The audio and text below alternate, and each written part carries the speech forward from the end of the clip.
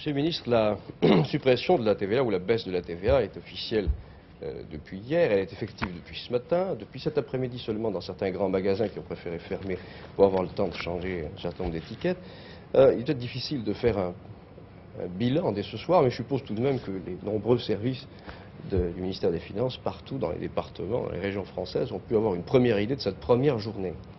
Et en effet, j'ai tout à l'heure, à 7 heures, eu une réunion avec le directeur des prix. Nous avons examiné la situation en termes de cette première journée et j'ai regardé les télégrammes que j'avais demandé à chacun des directeurs départementaux des prix de m'envoyer dans la journée. Et nous avons constaté qu'environ entre 70 et 80% des commerçants avaient affiché déjà le dispositif de baisse. Nulle part, nous n'avons rencontré de difficultés ou de résistance ou d'opposition à l'application de cette baisse. Donc pour une première journée, on peut dire que le démarrage s'effectue dans des conditions satisfaisantes. Et les commerçants ont apporté, comme d'ailleurs je le pensais, un concours positif à cette opération de baisse de la taxe à la valeur ajoutée. Vous dites un concours positif. C'est une baisse qui est obligatoire finalement. C'est une baisse qui est obligatoire puisque c'est la baisse de l'impôt et que l'impôt est obligatoire. Le dispositif que nous avons choisi concernant l'application de cette baisse obligatoire, c'est de faire confiance à la distribution pour répercuter cette baisse obligatoire. Nous n'avons pas voulu que ce soit l'administration qui fasse elle-même ce travail de fixation des nouvelles étiquettes. Mais bien entendu, la répercussion en baisse est obligatoire. Vous avez dit vous-même il y a peu de temps, vous n'avez pas voulu que que la population française soit composée d'une moitié de contrôlés et d'une moitié de contrôleurs. Je suppose que tout de même, vous ne pouvez pas laisser ces opérations se faire d'elles-mêmes et qu'il faut quand même jeter un œil pour savoir si tout le monde l'applique correctement. Bien entendu, mais tous les services chargés de l'application, c'est-à-dire nos services habituels et en même temps les concours qu'ils obtiennent de la part d'autres services, tous ces services ont travaillé aujourd'hui à observer les résultats de l'opération et à la contrôler. Et d'abord, il faut savoir que de très nombreux commerçants nous ont demandé des renseignements dans la journée. Par exemple, à Lyon, il y a 3 lignes de téléphone qui sont à la disposition des commerçants. Ils ont été saturés toute la journée, ce qui montre l'intérêt que les commerçants apportent eux-mêmes à l'application correcte du dispositif. Et l'ensemble des services des prix et du commerce intérieur, toute la journée, a surveillé l'application de ce dispositif.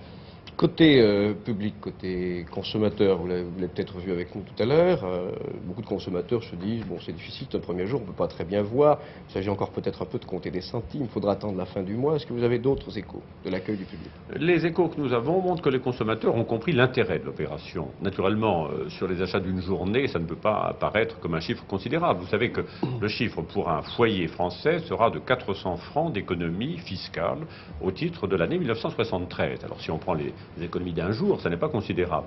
Mais je vous demande de penser un instant à ce qui se passerait, à ce que serait le journal d'aujourd'hui, si les chiffres étaient en sens inverse.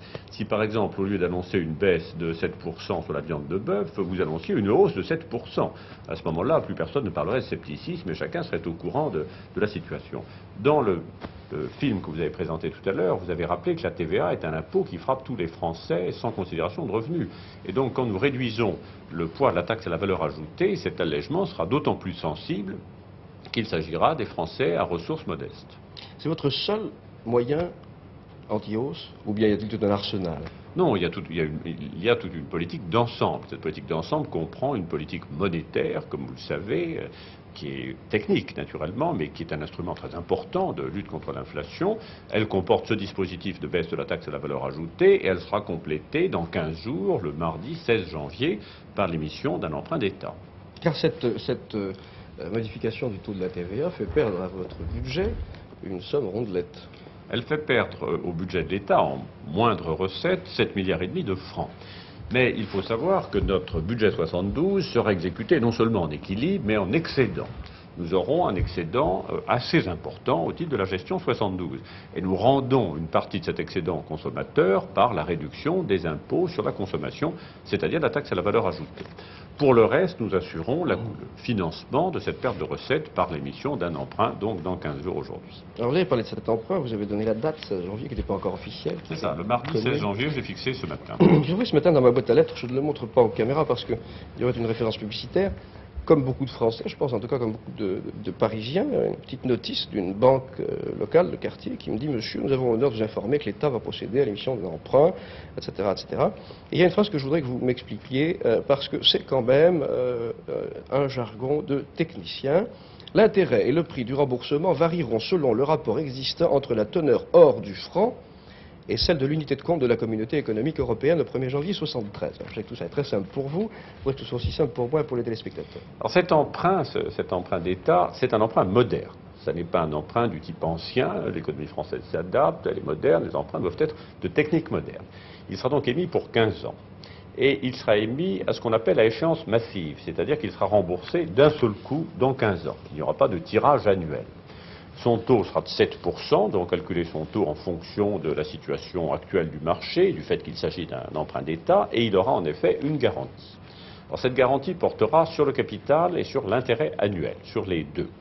Et cette garantie consiste à dire que s'il y a une modification entre la valeur du franc et la valeur de ce que l'on appelle l'unité de compte européenne, qui est l'amorce de la monnaie européenne, les souscripteurs se feront rembourser en fonction de la nouvelle valeur du franc. Ils seront donc protégés contre les changements de parité, la dépréciation du franc vis-à-vis de l'unité de compte européenne. C'est comme si nous procédions à ce qui se passera probablement dans 10 ans ou dans 15 ans, à l'émission directe d'un emprunt en monnaie de compte européenne.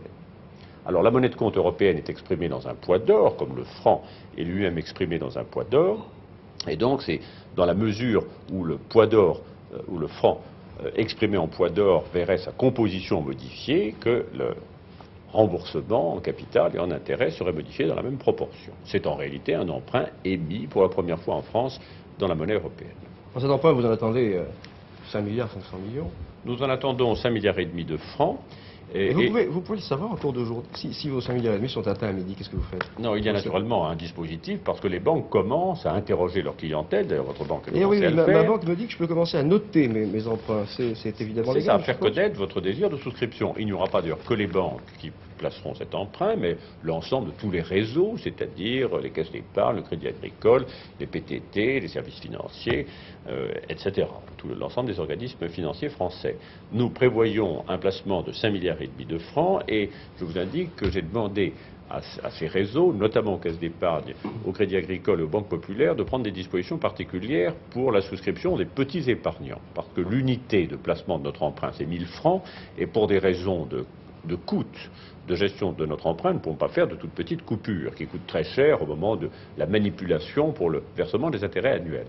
Mais pour permettre aux petits épargnants de souscrire, les organismes en question, caisses d'épargne, Crédit Agricole, banques populaires, organiseront un système permettant de payer progressivement la souscription de cet emprunt pour les petits épargnants. 16 janvier, 7% sur 15 ans. Avec garantie indexée sur l'unité de compte européenne. Je vous remercie, monsieur le ministre.